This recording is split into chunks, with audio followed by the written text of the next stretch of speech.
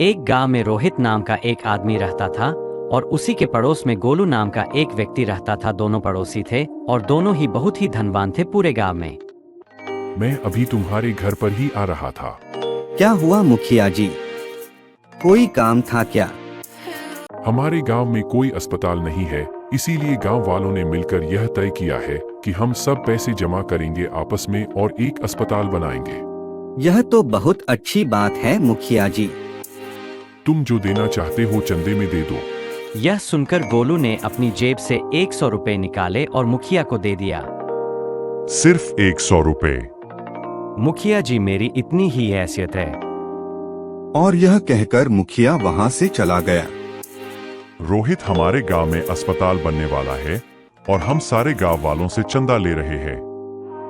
हाँ मुखिया जी, मुझे पता है, इसीलिए मैंने आपका नाम पर 10 लाख का चेक बनाकर रखा है। एक तुम हो जिन्होंने 10 लाख का चेक दिया है अस्पताल को, और एक तुम्हारा पड़ोसी महेश है जिसे अस्पताल के चलते में सिर्फ 100 रुपए दिए हैं। मुझे समझ नहीं आता कि इतनी धन दौलत का आखिर करेगा क्या। गोलू बेटा, मेरी बीवी अस्पताल में भर्ती है, मुझे 10,000 रुपए की बहुत जरूरत है। मुझे तुमसे 10,000 रुपए चाहिए। मेरे पास तो अभी 2,000 रुपए ही है चाचा। मुझे तुमसे ही उम्मीद नहीं थी। गोलू, तुम इतने धनवान होने के बावजूद भी मुझे केवल 2,000 रुपए ही दे रहे हो, जबकि मुझे 10,000 रुपए की जरूरत है।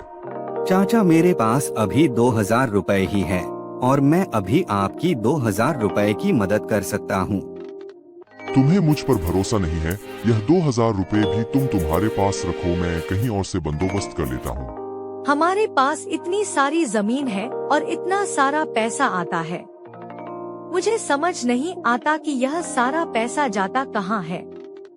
इस बात का जवाब गोलू ने अपनी बीवी को नहीं दिया और वहाँ से चला गया। देखते ही देखते अस्पताल का पूरा काम हो गया।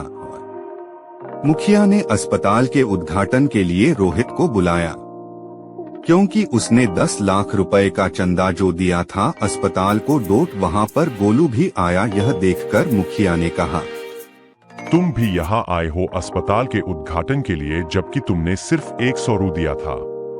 मुखिया जी, मुझे उद्घाटन करने का कोई शौक नहीं है, मैं तो सिर्फ यहाँ पर देखने आया हूँ। डॉक्टरों की टीम की आती है, हम अस्पताल का उद्घाटन कर लेंगे। थोड़ी देर में डॉक्टरों की टीम भी आ जाती है और रोहित जैसे ही अस्पताल का उद्घाटन करने। रोहित की एक किडनी खराब हो गई है, जिसकी वजह से उसे एक किडनी की बहुत जरूरत है, नहीं तो यह जान से हाथ धो बैठेगा। हाँ, बिरजू ने गांव के बहुत सारे लोगों की मदद की है। गांव का कोई ना कोई व्यक्ति इसे अपनी एक किडनी जरूर दे देगा। मुखिया पूरे गांव में घूमता है, लेकिन कोई भी व्यक्ति उसे किडनी नहीं देता और सारे गांव के लोग बहाना बनाने लगते हैं। लेकिन फिर एक व्यक्ति रोहित को अपनी एक किडनी दे देता है और रोहित की जान बच जाती है। वह कौन व्यक्ति है जिसने मुझे अपनी एक किडनी दी है?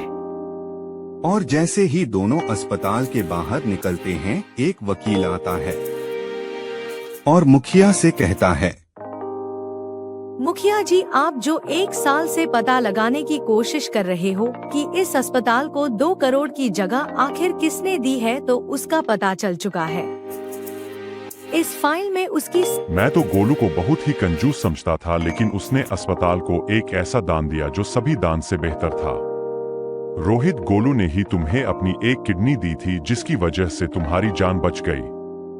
यह बात सुनकर दोनों गोलू के घर जाते हैं और गोलू से माफी मांगते हैं। यह सुनकर गोलू कहता है, मुखिया जी, सबसे अच्छा दान यह है कि आप बिना बोले किसी को दे दो और इसकी खबर किसी को भी ना चले। यही मेरे लिए सबसे अच्छा दान है और इसीलिए मैं इसी तरह दान करता हूँ कि किसी को कोई खबर भी नहीं होती। इस कहानी से हमें यह सीख मिलती है कि दिखावे से बेहतर जो दान खामोशी में किया जाता है, वह भगवान को बहुत ही पसंदीदा होता है। हर हर महादेव। हे महादेव, इस वीडियो को जो लाइक करें और चैनल को सब्सक्राइब करें, उस पर अपना आशीर्वाद बनाए रखना।